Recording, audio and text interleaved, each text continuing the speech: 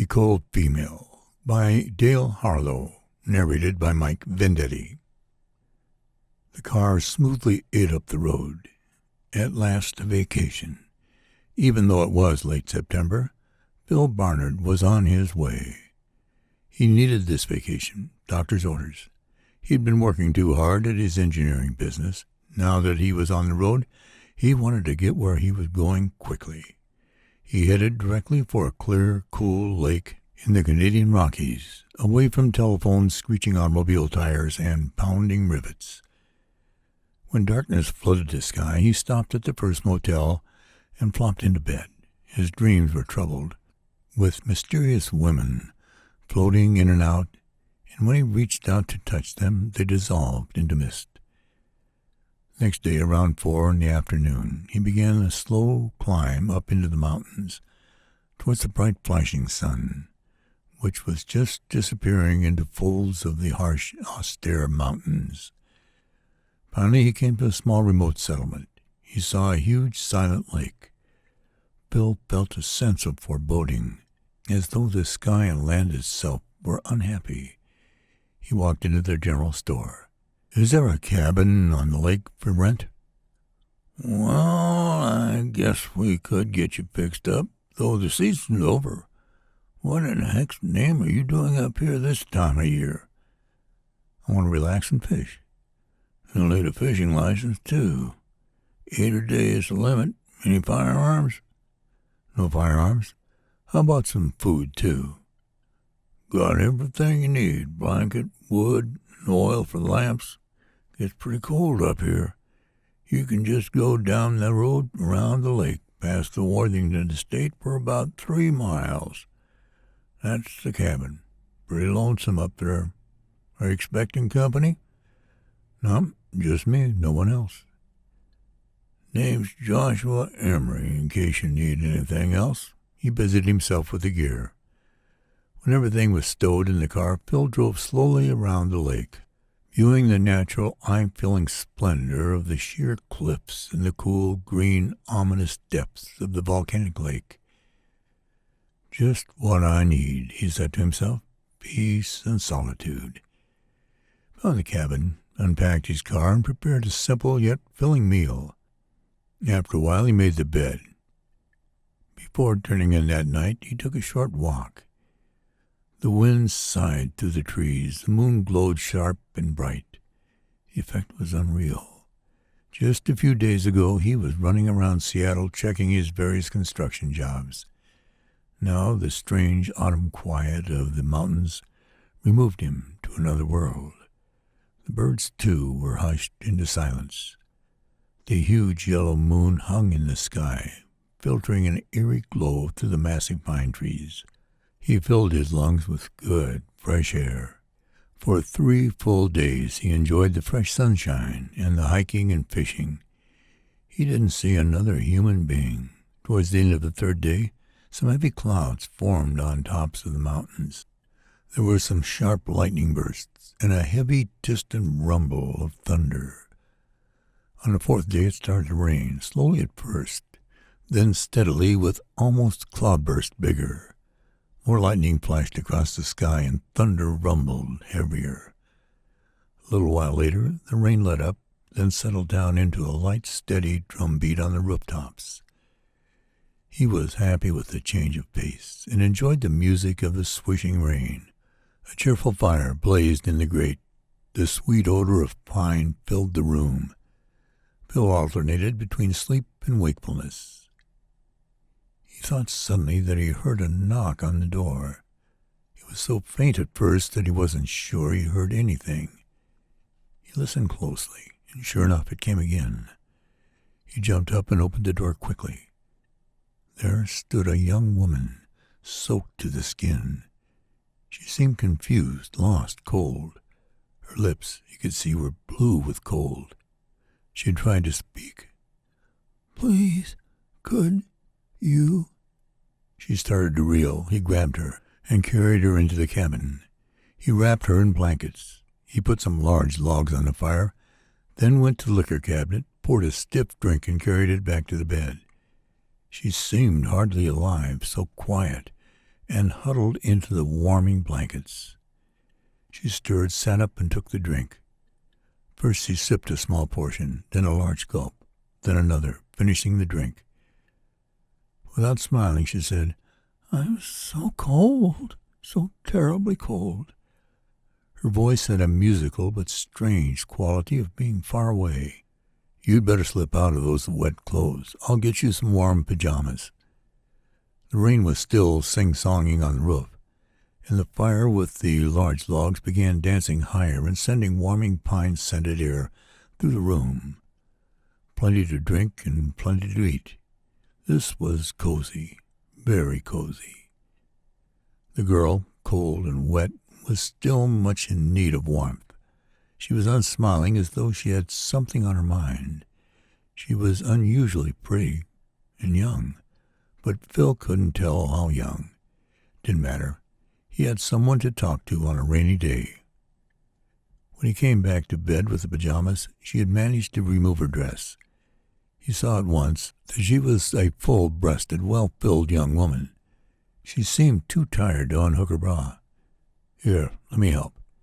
He tried to keep the growing excitement out of his voice. She turned her back to him. He neatly unhooked her bra, but a strange feeling came over him as he touched her body. She was cold, even clammy, but it was only a brief second thought. He was too occupied with the sight of her. The bra fell away, revealing magnificent breasts, large and firm, with round, exciting nipples, still shyly tucked inwards from the cold. He yearned to caress her, but refrained. The fact of her unself-conscious removing of her clothing meant something. He didn't know what, but he was unhurried. Let the day, the room, the warming liquor have their proper effect. She put on the pajamas while Phil enjoyed her well-shaped, curvy body. The lines of suntan were very shapely, contrasted with the small, rounded hip line. "You rest a while and get yourself warm. I'll cook up some food." Phil felt the muscles in the back of his neck tighten with excitement. The rain still played a hypnotic song on the roof. He puttered in the kitchen for a few moments, then came back to bed. He heard her murmur, "I'm cold, terribly cold." He reached over and touched her head. Yes, she was still cold. "There aren't any more blankets," Phil said. "Maybe if—" "Please, can't you do something to make me warmer?" Her voice was pleading, almost desperate. Phil quickly undressed and climbed into bed and held her close to him. The first touch of her was shocking. He was nude and his body heat started to rise immediately. He opened her pajama front and pressed himself against her bare breasts. He cradled her in his arms.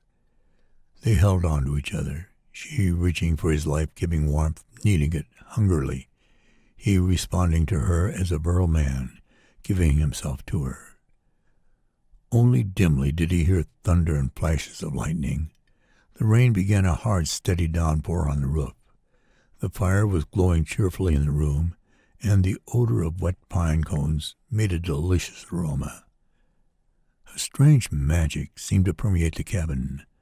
Hours became moments. She began to thaw out, slowly, reluctantly it seemed. Life flowed back into her body. A pink, healthy color began to spread throughout, and she began to breathe with great gasps, as though she couldn't get enough air into her lungs. Phil stroked her arms, her neck, touched her lips. Then he kissed her on the mouth. It was a slight, probing kiss. Then they were together as a man and woman, touching and warming each other's bodies, and now they merged their souls into abandonment.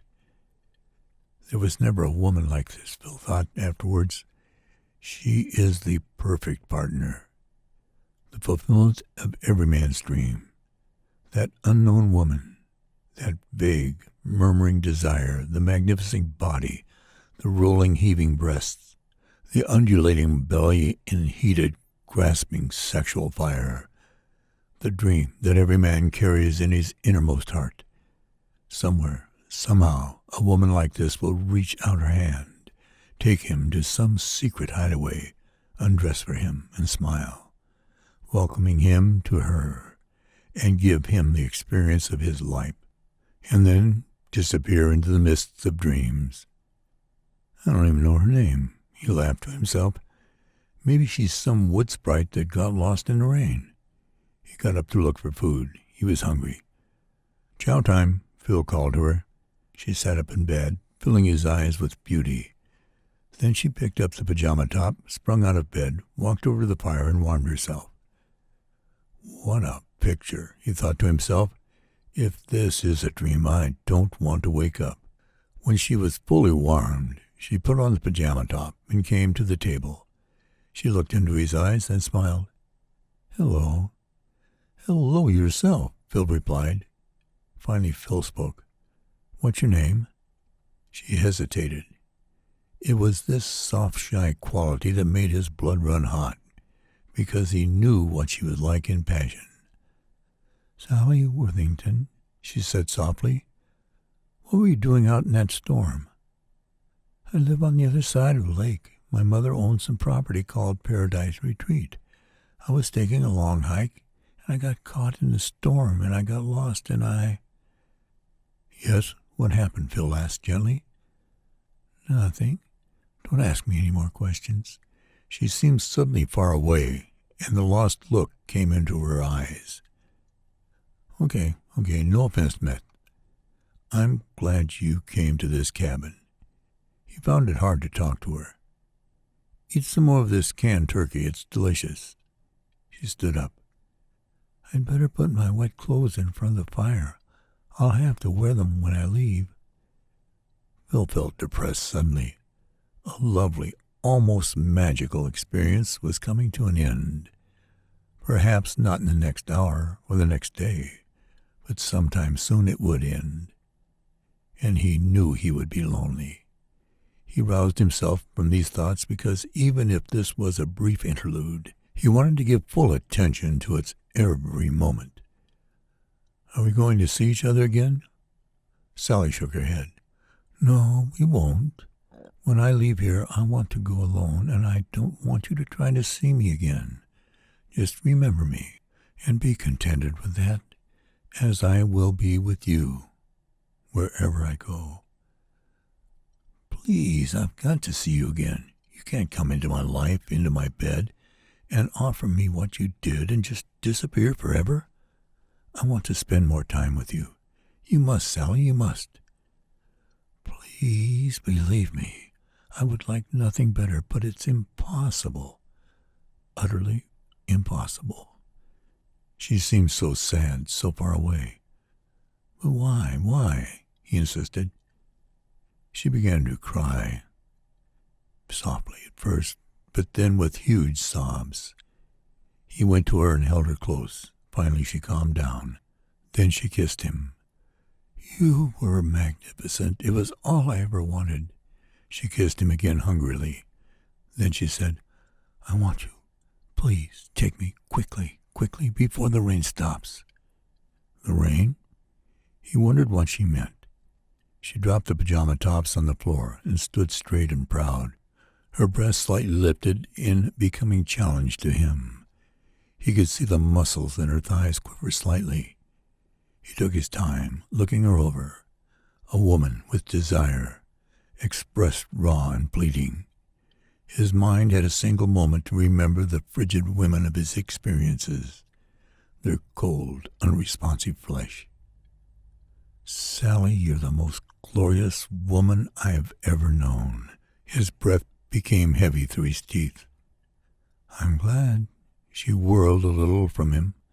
He saw her smooth, clean body lines, the lithe grace of youth, the rounded, neat hips, the golden blonde hair, and noticed that her breasts were no longer shy, but filled out with rosy pink tips. Take me, please. There's not much time left. Phil lifted his hands to her. She came to him and placed her breast into his hands. A tremor came over him.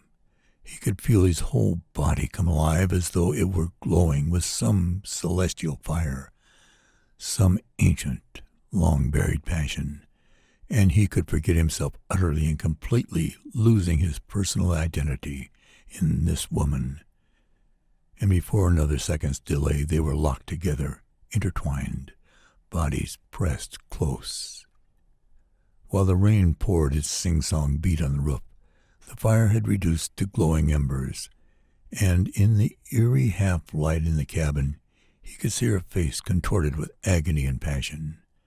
As they gave to each other their soul's delight, he saw her lips part slightly with a gasp of an unearthly sound, as though she were dying.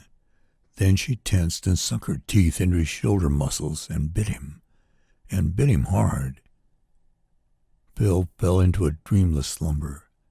When he awoke, the sun was shining through the trees and made a light-hearted, fresh pattern on the floor of the cabin. Sally was nowhere in sight. I dreamed it, he thought instantly to himself. He started to rise, but he yelped with pain. His arm. He looked at it. There outlined were a perfect set of teeth marks. It was no dream. He jumped quickly out of bed, and then he saw the remains of the meal on the table. Where did she go? Why? Who was she, really?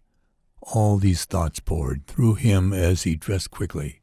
He must find her again. The aroma of pine cones and a dead fire hung in the room, and the strange unearthliness of the mysterious Sally Worthington still permeated Phil's bones.